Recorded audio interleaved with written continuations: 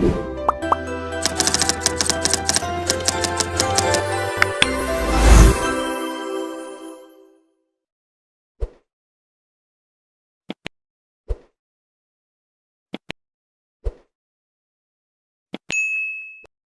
siang, Horas. Tadi kita menyaksikan begitu luar biasa sidang kesaksian dari Bang Kamarudin Simanjuntak. Sebagai orang yang ikut mengawal perkara ini, apa yang Bang Lamsiang rasakan di suasana sidang tadi?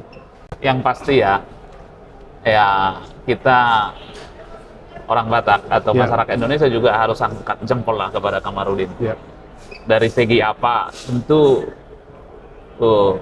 pengetahuannya, keberaniannya, tenaganya, mentalnya, ya kan?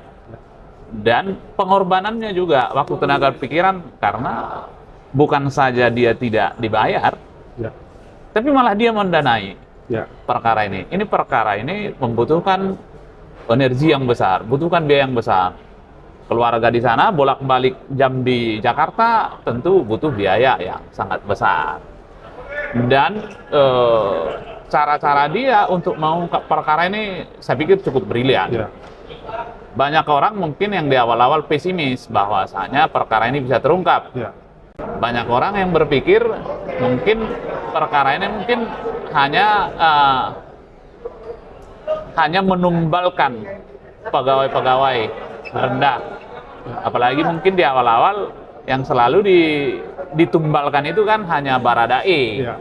Lalu orang kan berpikir ya paling-paling nanti Baradae yang disidang. Tapi dengan perjuangan dia yang begitu gigih, tanpa kenal lelah, tanpa kenal takut, ya dibantu juga dengan kita juga, dengan netizen, dengan semua media, akhirnya ini terungkap. Dan otak utamanya Sambo itu jadi terdakwa, itu kira-kira. Karena para pengacara dan tim hukum dari keluarga Joshua Huta Barat ini kan hanya jadi saksi. Jadi pengadilan ini kan di tangan hakim dan penuntutnya jaksa. Jaksa kita berharap dia menuntut adil begitu. Apa harapan dari Bang Lamsiang? Ya, harapan saya kan fokus saja dengan dakwaan. Kalau untuk Ferdy Sambo, PC itu jelas 340. Pembunuhan berencana. Ya, unsur pasal pembunuhan berencana itu yang paling utama adalah adanya perencanaan. Perencanaan diawali bahwasanya sudah ada komunikasi dari PC ke Ferdy Sambo.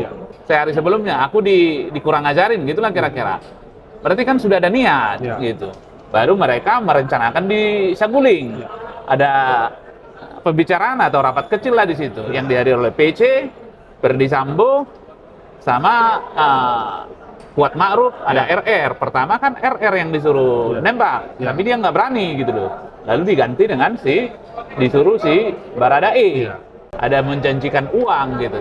Ada persiapan. Kalau versi Kamarudin bahwasanya ada 3 macam pistol. Ada Glock, ada HS, dan ada Luger gitu. Tapi saya tidak melihat tadi barang bukti itu dihadirkan oleh penuntut umum di depan persidangan. Kalau dari hasil keterangan Kamarudin tadi bahwasanya yang menembak itu Baradae, Sambo, dan Putri. Dan itu dibenarkan oleh Baradae karena di akhir itu dari semua uraian dari Kamarudin itu ketika ditanyakan ke Baradae, dia mengatakan tidak ada yang salah gitu loh. Oke, sebagai Ketua Umum Horas Bangsa Batak, Bang Lamsiang terus mengawal ini. Tentu kan kita tahu pengadilan ini tidak mudah. Suasana batin, suasana waktu juga, pikiran juga akan tersita ya. Bagaimana kesiapan dari pengawalan ini? Karena kan juga yang kita perjuangkan ini keadilan dan melawan oknum polisi begitu. Namanya kita kan harus persiapkan secara fisik, mental, spiritual, dan finansial untuk mengawal kasus ini. Saya sebelum laporan sampai saat ini masih tetap hadir, berupaya semaksimal mungkin ya kan. Persidangan saya ada 2 kali, ke Jambi sekali, ke Mabes Polri, dan beberapa aksi lainnya ya tetap komit. Harapan saya untuk mungkin karena kita berbicara orang Batak, marilah kita bersatu padu ke depan.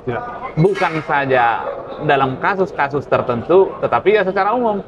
terkhusus mungkin ini ada protap ini, ya kita dukunglah bersama-sama, toh juga tujuan kita sama. Kalau umpamanya ini Kamarudin nih lagi fokus nih dalam persidangan Baradae Brigadir J, ya kita dukung.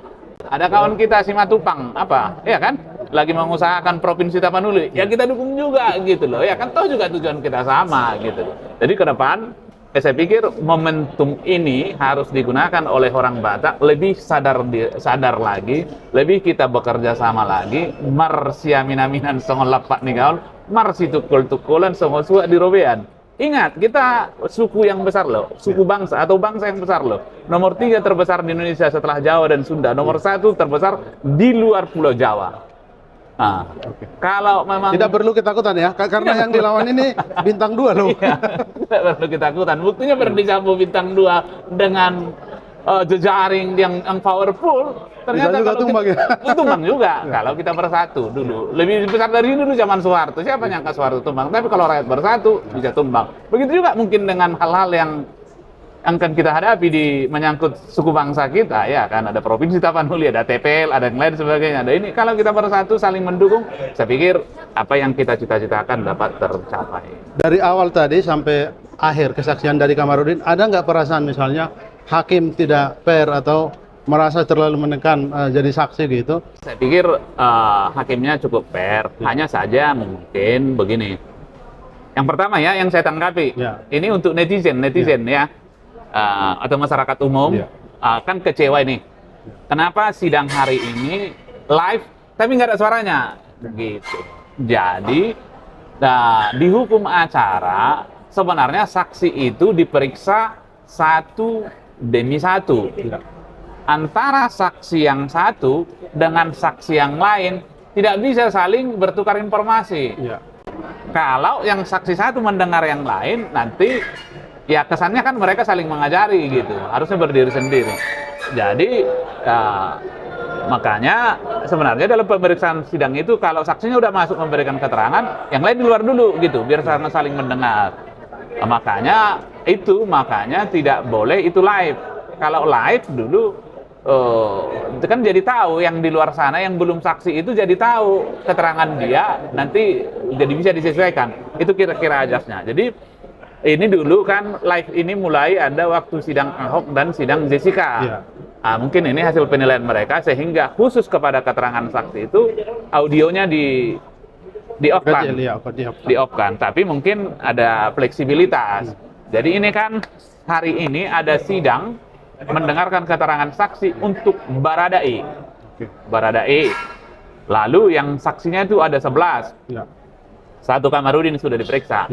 Ada sekitar 11 lagi yang belum diperiksa. Namun mungkin ada fleksibilitas, yang 9 mungkin akan hadirkan sekaligus. Tetapi khusus untuk ada 2 orang tadi keterangan majelis, yang 2 orang itu mungkin 1 per 1 gitu.